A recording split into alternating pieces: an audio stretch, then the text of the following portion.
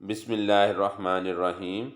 آج ہم قرآن پاک کے 15ویں پارے کا مطالعہ کر رہے ہیں۔ اس میں سورہ بنی اسرائیل مکمل ہے اور سورہ کہف کا زیادہ تر حصہ ہے۔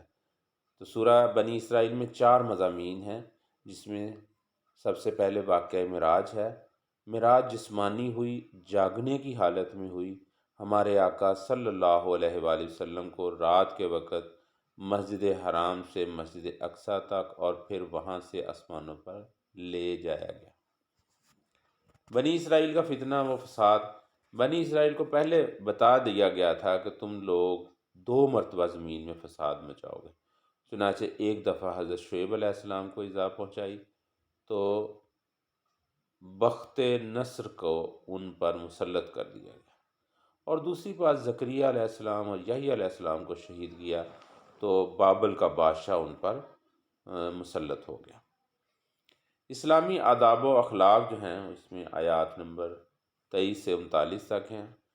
اللہ کے سوا کسی کی عبادت نہ کرو، والدین کے ساتھ بھلائی کرتے رہو، رشتہ داروں، مسکینوں اور مسافروں کو ان کا حق دو، مال کو فضول خرچی میں نہ اڑاؤ، نہ بخل کرو، نہ ہاتھ اتنا کشادہ رکھو کہ کل کو پچھتانا پڑے، اپنی اولاد کو مفلسی کے ڈر سے قتل نہ کرو، کسی جاندار کو ناحق قتل نہ کرو، یتیم کے مال میں ناجائز تصرف نہ کرو، وعدہ کرو تو اسے پورا کرو، ناپ تول پورا کیا کرو، جس چیز کے بارے میں تحقیق نہ ہو اس کے پیچھے نہ پڑو، زمین پر اکڑ کر نہ چلو، اللہ کے ساتھ کسی کو شریک نہ کرو۔ دیگر اس میں مضامین ہیں قرآن پاک کی عظمت، اس کے نزول کا مقصد اور اس کا معجزہ ہونا، اللہ کی طرف سے انسان کو تکریم دینا، اسے روح اور زندگی جیسی نعمت کا عطا ہونا، نبی علیہ السلام کو نماز تہجد کا حکم، حضرت موسیٰ علیہ السلام اور فرعون کا واقعہ، قرآن پاک کے تھوڑا تھوڑا نازل ہونے کی حکمت بتائی گئی، اللہ تعالیٰ کا شریک اور اولاد سے پاک ہونا اور اسماء حسنہ کے ساتھ متصف ہونا۔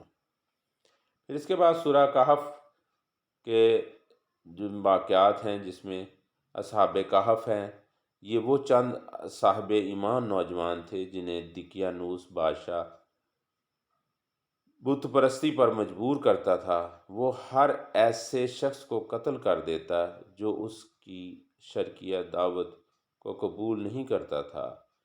ان نوجوانوں کو ایک طرف مال و دولت کے انبار، اونچے عہدے پر تقرر اور معیار زندگی کی بلندی جیسی ترغیبات دی گئیں، اور دوسری طرف ڈرایا دھمکایا گیا اور جان سے مار دینے کی دھمکیاں دی گئیں۔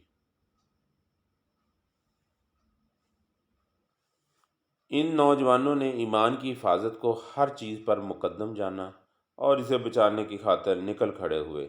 چلتے چلتے شہر سے بہت دور ایک پہاڑ کے غار تک پہنچ گئے۔ راستے میں ایک کتا بھی ان کے ساتھ شامل ہو گیا۔ انہوں نے اس غار میں پناہ لینے کا ارادہ کیا۔ وہ جب غار میں داخل ہوئے تو اللہ تعالیٰ نے انہیں گہری نیند سلا دیا۔ یہاں وہ 309 سال تک سوتے رہے۔ جب نیند سے بیدار ہوئے تو کھانے کی فکر ہوئی۔ ان میں سے ایک کھانا خریدنے کے لیے شہر آیا، وہاں اسے پہچان لیا گیا۔ 3 صدیوں میں حالات بدل چکے تھے۔ اہل شرک کی حکومت کب کی ختم ہو چکی تھی اور اب موحد برسر اقتدار تھے۔ ایمان کی خاطر گھر بار چھوڑنے والے یہ نوجوان ان کی نظر میں قومی ہیرو کی حیثیت اختیار کر گئے۔ دوسرا واقعہ حضرت موسیٰ علیہ السلام اور حضرت خضر علیہ السلام کا ہے۔ پھر اس کے بعد 2 مثالیں 2 شخص کی ہیں، جو کہ ایک کے باغ تھے اور دوسرا غریب تھا۔ باغات والا اکڑتا تھا، غریب نے کہا اکڑنا ماشاء اللہ کہا کر، وہ نہ مانا، اللہ کا عذاب آ گیا اور اس کے باغات جل گئے، وہ شرمندہ ہو گیا۔ اس سے پتہ چلا کہ نعمت ملنے پر ماشاء اللہ کہنا چاہیے۔ دوسری مثال جو ہے وہ دنیاوی زندگی کی مثال ایسی ہے جیسے آسمان سے پانی برسا، زمین سرسبز ہو گئی، کچھ عرصے بعد سب کچھ سوکھ کر چورا چورا ہو گئے۔ اللہ تعالیٰ سے دعا ہے کہ اللہ تعالیٰ ہمیں قرآن پاک کو سمجھنے اور اس پر عمل کرنے کی توفیق عطا فرمائے۔ وما علینا الا البلاغ المبین۔